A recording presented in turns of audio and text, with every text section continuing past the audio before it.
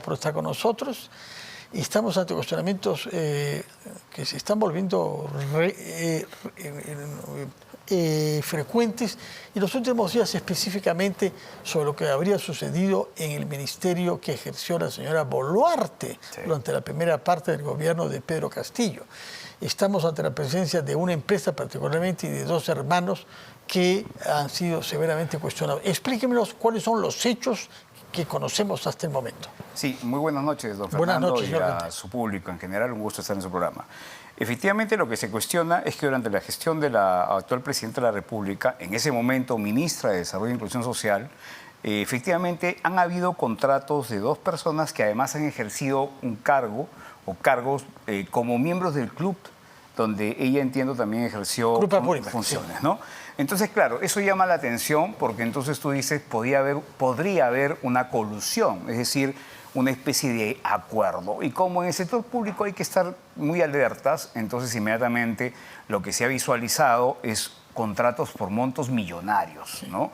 Para comprar comida para niños vulnerables y pobres, hay que decirlo eso, no se trata de una función cualquiera. Exacto. Los niños más necesitados de nuestro país, es el dinero que el Estado, es que nosotros con nuestros impuestos, usa para eso. Exacto, claro. Y mucho más, efectivamente, tratándose de alimentos, y entiendo que es la misma empresa que en su momento ha sido cuestionada por haberle vendido alimentos al Parlamento, ¿no? Más allá de que la empresa tiene derecho de ofrecer, y cualquier empresa puede ofrecer sus bienes o servicios a cualquier entidad del Estado, lo que llama la atención es que sea la misma, número uno, y segundo, que estas personas hayan tenido algún tipo de contacto o relación aparente con la actual Presidenta de la República, ¿no? Yo me imagino que la Comisión de Fiscalización y, por supuesto, el órgano de control interno de la misma Contraloría van a empezar a revisar esta contratación, y si los productos no han estado en un estado, por supuesto que esto amerita inmediatamente una revisión. En algunos casos, incluso la intervención de la Fiscalía. Hay impedimentos que establece la Ley de Contratación del Estado, que está regulado por un texto único ordenado, que es la Ley 3225, que ha sido modificada ya 5 veces en menos de 6 años, ¿no? Una norma que además requiere cuanto antes una modificación y una regulación, que entiende incluso el gobierno ha anunciado desde hace más de 2 semanas va a presentar un proyecto de ley. Pero acá lo importante es detectar cuáles son los impedimentos, ¿no? En ese momento la ministra tenía algunos impedimentos y básicamente tanto los familiares de algún grado de consanguinidad, tanto por afinidad, también ahí están impedidos de contratar con esta institución, ¿no? Entonces, hay que tener mucho cuidado porque, como usted lo acaba de mencionar, acá lo que se trata es de ejecutar con eficiencia y con garantía los recursos que finalmente corresponden al Tesoro Público, ¿no? De acuerdo. Usted dice que hay que cambiar la ley una vez más, pese a que se ha cambiado 5 veces en los últimos años. ¿Por qué estamos ante esta danza de cambios y sin dar en el blanco? Le voy a dar un dato importante. Hace 22 años el presupuesto público en el Perú viene creciendo en forma significativa. De 40.000 millones, en este momento, para este año tenemos 214.000 millones de soles. Y esto gracias al crecimiento económico que señala el Fondo Monetario, el Banco Mundial y el Banco Central de Reserva. Si usted no tiene un buen marco, no hay un gasto eficiente. Ni los ministerios, ni los gobiernos regionales, ni los más de 2.000 municipios pueden hacer un gasto eficiente. Más del 60% de ese dinero se viene gastando fuera del ámbito de esa ley. Se gasta con otros marcos con organismos internacionales, marcos con gobierno a gobierno. Entonces quiere decir que esta ley no está sirviendo como realmente debería. Entonces prácticamente tenemos una norma que funciona a medias. ¿Por qué se ha modificado tanto?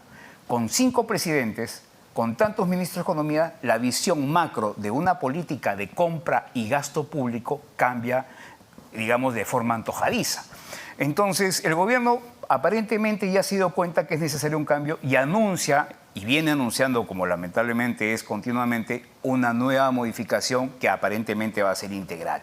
Entonces, ¿por qué es necesario? Porque en los últimos años... ¿Quién es el responsable de esa elaboración legal? La política pública, don Fernando, en materia de contratación pública corresponde al Ministerio de Economía y Finanzas. Y es el órgano supervisor de compra de Estado, el OCE, quien debería plantear las modificaciones. Lamentablemente, el OCE es una entidad que ha pasado muy detrás de las cortinas, por decirlo así, Tanto así que en el gobierno del señor Castillo hemos tenido 6 o 7 meses, no ha habido un presidente. No había un jefe ahí. No ha habido jefe, ¿no? Entonces, mire, una institución que debería supervisar continuamente una correcta y eficiente ejecución del gasto, no lo ha hecho simplemente porque no ha tenido una dirección.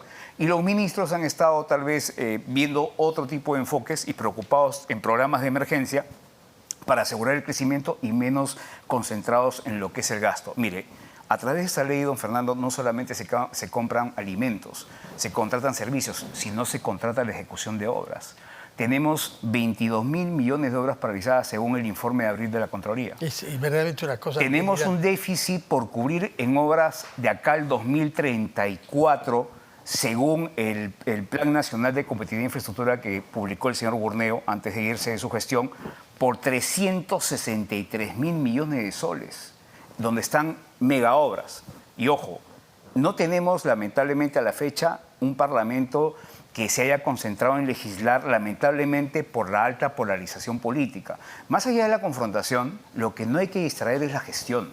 El Ejecutivo se puede confrontar todo el tiempo que quiera con el Parlamento y el Parlamento igual, pero no hay que distraer la gestión.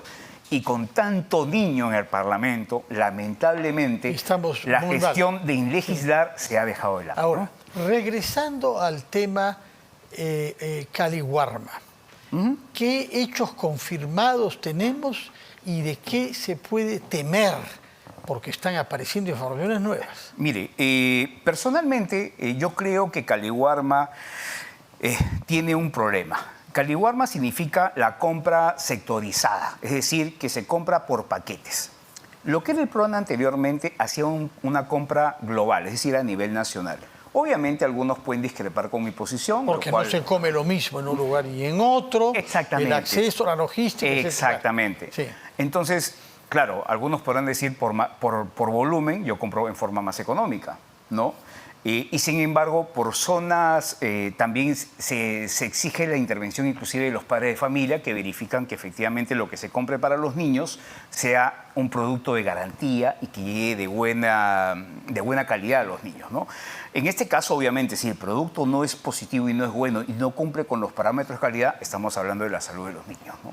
Así que en eso hay que tener muchísimo cuidado. Ahora, en las bases y los requerimientos se debe contar con las certificaciones de calidad de alimentación para que los productos lleguen como corresponde a los menores de edad.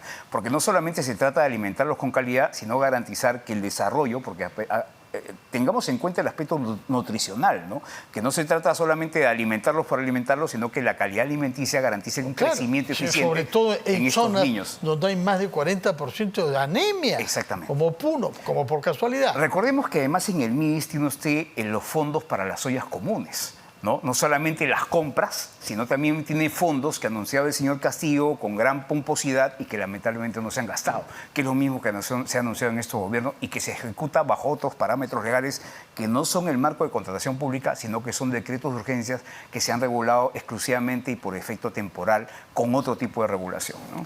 Usted ha hablado de obras públicas, es decir, ya no de compras, como en este caso de alimentos para niños, sino de la contratación de servicios profesionales para construir, etc.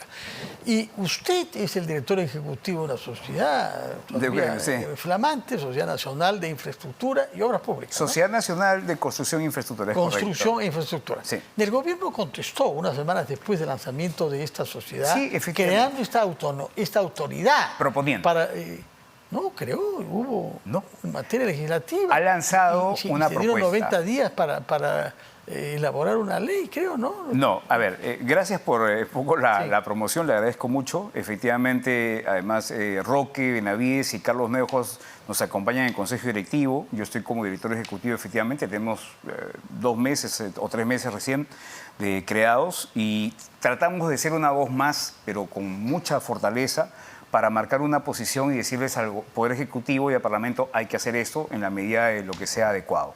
Efectivamente, el gobierno respondió porque nosotros propusimos la creación de un Ministerio de Obras Públicas.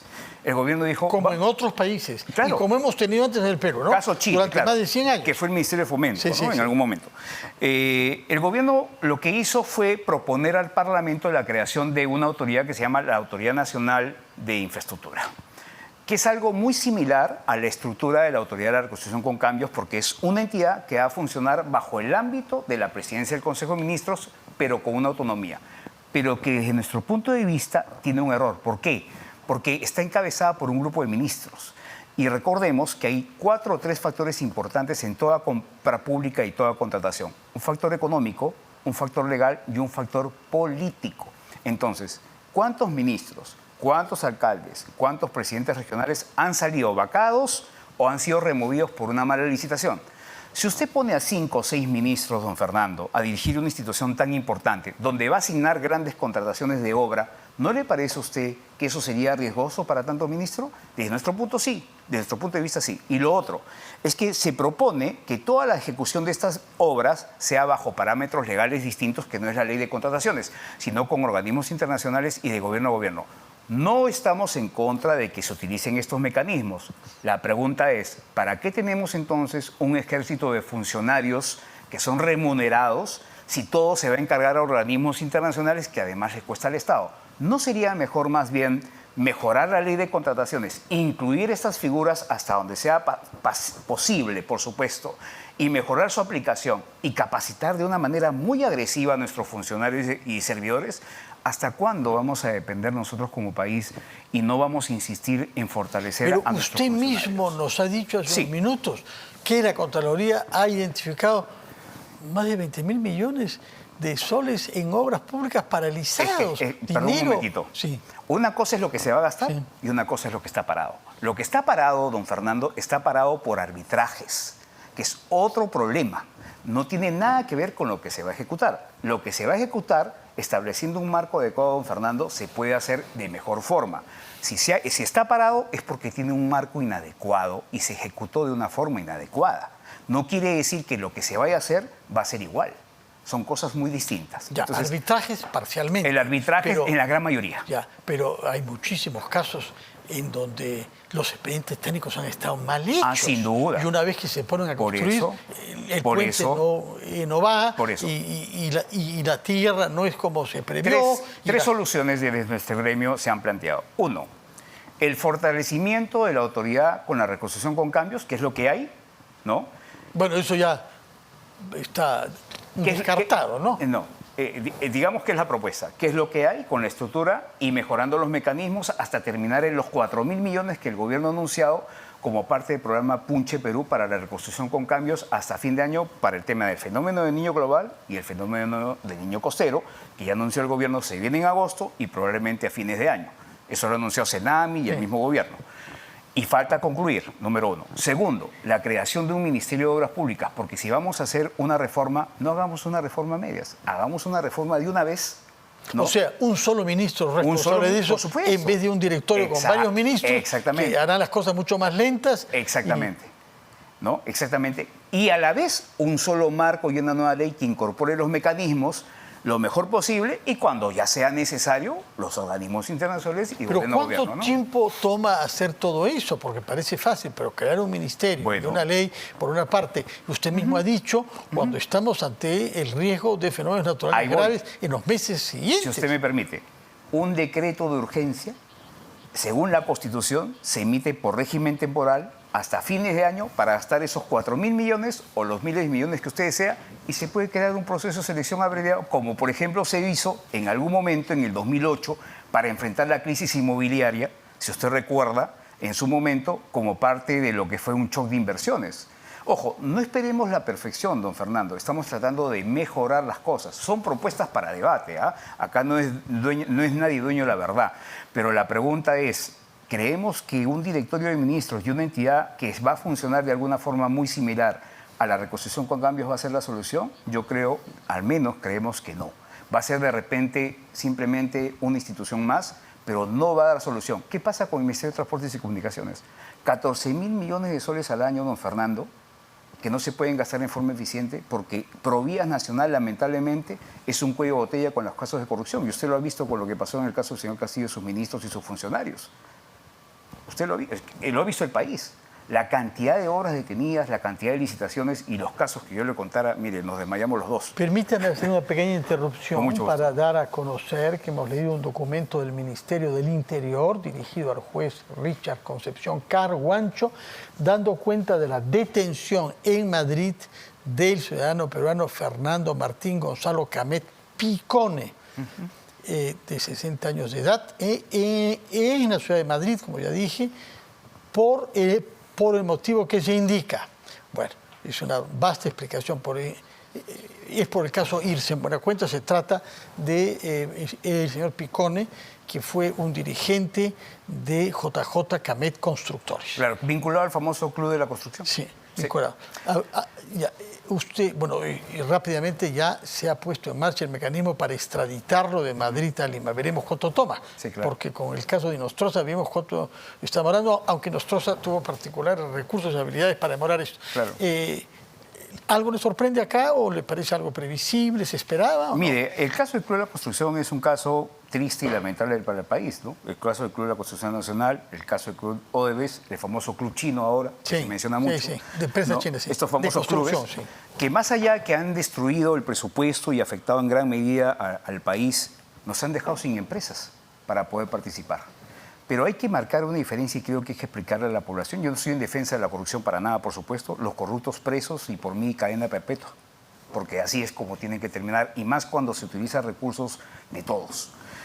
Pero una cosa es la responsabilidad de las empresas y una cosa es la responsabilidad penal individual. En el derecho penal, y eso es lo que más recuerdo, además en las clases que tomé de muy buenos catedráticos en la universidad, es que la responsabilidad penal es individual. Un gerente general responde por la responsabilidad de una empresa, pero no se puede condenar a una compañía en forma eterna. Las compañías siguen y continúan sus actividades. No estoy diciendo que la compañía o los dueños no sabían o no tienen conocimiento. No estoy hablando de esto, estoy hablando de cualquier otra compañía. Incluso las empresas son sancionadas e inhabilitadas por 3 años cuando presentan incluso documentos falsos. La pregunta es, ¿la compañía podría continuar sus actividades? Desde mi punto de vista, sí, porque los responsables de las actividades ilícitas se van presos. Pero ¿y los trabajadores? ¿Y las actividades económicas que tienen para los que son creadas personas jurídicas? Y las obras que habían sido iniciadas. Por supuesto. ¿Cómo se puede pasar a otro constructor? Por supuesto. ¿No? La pregunta es, al quedarnos sin empresas nacionales importantes y grandes en el Perú, vinieron las empresas brasileñas ¿y qué pasó? Vinieron las empresas chinas ¿y qué pasó? Son 15.000 millones en obras que se han dado a los chinos. Yo no tengo nada contra las empresas chinas. País de respetable cultura china. Pero son los únicos que han sido adjudicados en gran medida con grandes obras. En desventaja con las empresas medianas y pequeñas nacionales que no tienen el acceso a los créditos de la misma forma, a diferencia de la banca china que sí. No hay que negar que financieramente China tiene un respaldo importante y sus empresas también. ¿De qué manera se puede recuperar entonces a las grandes empresas peruanas también? Hay que ver la forma de darle una solución. Si que eso implique perdonar y dejar de sancionar a los responsables individuales de cualquier comisión de Como parece ser el caso acá, porque el señor Camet Picone tenía ya una prisión preventiva. Sí, si hay una responsabilidad penal, por supuesto. Bueno, ya estaba bajo régimen de prisión preventiva, pero es un procedimiento, ya hemos visto, complicado la extradición desde España, desde Estados Unidos y de otros países. Uno de los principios, perdón, don Fernando, que la ley de contrataciones es un principio de apertura, donde todas las empresas puedan participar, peruanas, chilenas, colombianas, francesas, españolas, pero en un marco correcto. Y las instituciones en el Perú, mientras que funcionen bien, todo debería marchar como corresponde. Lamentablemente, a veces las personas que están dentro de las instituciones no son las adecuadas y esas hay que estarlas cambiando. No estamos en un mundo perfecto, pero hay que mejorar continuamente la legislación. Para mejorar, hay quienes han concluido que era razonable en algunos casos ir a un régimen de gobierno a gobierno. Sí. ¿Usted parece que es reticente frente a eso? No. Dígame por qué. Porque dijo, estamos pagando a un ejército de auditores para control, etc. Pero, por ejemplo, en el caso de los Juegos Panamericanos, fue excelente. Nos costó menos. Sin duda. Porque en el presupuesto fue más bajo al final que lo había. No hubo ninguna denuncia por corrupción. Es el caso emblemático de un buen funcionamiento de ese régimen. Don Fernando, no equivoquemos, por favor, mis comentarios sobre mejorar la ley y capacitar más a nuestros funcionarios que dejar de usar la figura cuando corresponde. Acabo de decirlo hace un momento. Sí. Cuando corresponde. Pero hay muchos que critican este sistema de gobierno a No, gobierno, ¿no? a ver, para Que se empezar, oponen en principio. por ejemplo, no sé por qué. en el caso de los británicos, de gobierno a gobierno de los panamericanos, se suscribió un convenio con Gran Bretaña. Y lo que usamos son las modalidades. No es que los británicos hayan venido a construir, eso para aclarar al público, porque la gente cree que los británicos han construido. No, nos han traído sus contratos, que además tampoco lo hicieron abogados, lo hicieron ingenieros que lo utilizaron en los Juegos de las Olimpiadas de Londres 2012. Y si efectivamente, como usted dice, fueron contratos nuevos que no se conocían en el Perú, hay que ver la forma de utilizarlos en el Perú, o por lo menos hay que utilizar estos mecanismos. Ojo, no en todas las obras. ¿Acaso solamente se hacen obras de los panamericanos? No. Ya le he dicho, 363 mil millones por cubrir en obras de acá al 2034. Pero hay que ver la forma de capacitar también a nuestros funcionarios en forma continua todo el tiempo. Una parte, y esta es mi última pregunta, de ese monto descomunal que usted menciona, va a ser destinado a la nueva carretera central, desde Cieneguilla hasta el Valle del Mantaro. Su opinión sobre la manera como se ha diseñado la ejecución de ese enorme proyecto. Mire, en este caso sé que se ha adjudicado el apoyo técnico del gobierno francés. Sí. Y en este caso entiendo que el Colegio de Ingenieros del Perú y el IMA, en este caso, ha mostrado una opinión no discrepante de que se otorgue el soporte técnico a Gran Bretaña, como se hizo, a Francia, como se hizo en los panamericanos, pero sí se ha cuestionado el tema del diseño. Entiendo, yo no soy ingeniero, así que no soy experto en diseño de obra. Con puentes, con viaductos, exactamente. Y túneles. entiendo que el Colegio de Ingenieros incluso sacó, y habría que revisar, yo de repente ahí podría sugerirle que invite al ingeniero Roque Benavides, que es el decano del departamento de Lima, para que él plantee una posición, porque entiendo que el trazo que ellos han brindado es mucho más corto. ¿Por qué se ha decidido que el tramo que va a ser y va a demorar 10 años en terminarse la carretera central? Creo que es una... Imagínese, no hay garantía de que lo bastante ya hemos esperado, y creo que nos hemos ido a Chosica, Ñaña, lo hemos sufrido. Imagínese usted para irse de acá al centro del país, 10 años más, ¿no? ¿Por qué? No tengo idea. También tengo entendido que la propuesta, tal vez una de las más caras, ha sido el gobierno francés. ¿Por qué? No lo sé. Pero acuérdese que estos convenios tienen también el tema del secretismo, ¿no? Que están protegidos de alguna forma de la intervención de la Contraloría hasta cierto punto, ¿no? Y eso también hay que mirarlo. Hasta cierto punto solamente. ¿No? Ahora, hay que mirarlo bien, otra pregunta final ahora sí, Sí. esta vez. ¿Qué está pasando con las líneas 3 y 4 del metro? ¿Y acaso con la 2 también? Sí. Mire, nosotros estamos hablando de la ley de contrataciones, pero hay dos leyes más importantes que permiten la ejecución de grandes obras.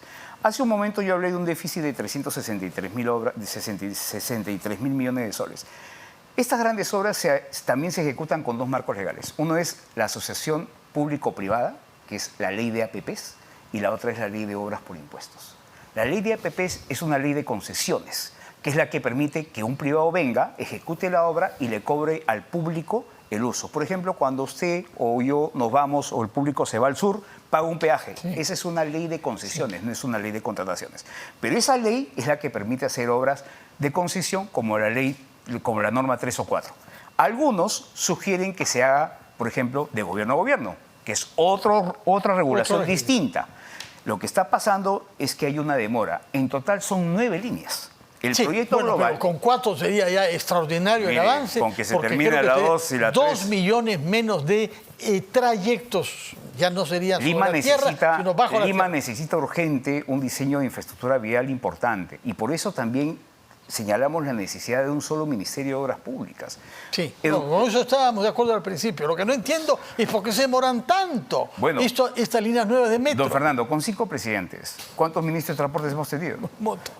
Basta uno nomás por eso, mencionar a uno. Si en una empresa usted en un año cambia 5 gerentes, ¿cuánta visión tiene distinta? Entonces ahí tiene usted una explicación clara. Señor, ¿no? Candela, vamos a tener que invitarlo a usted con más calma en otro momento para ver otras obras públicas que mejoren la calidad de vida de los peruanos. Lo importante. Hemos mencionado algunas, carretera central, metros, pero en fin, en todas partes. Además, la obra pública garantiza el acceso al colegio, al hospital, ¿no? A la carretera, a la comisaría. Es importante, don Fernando. Señor, por supuesto que es importante. Por eso es que lo hemos invitado y lo vamos a volver a hacer. Muchas gracias, César.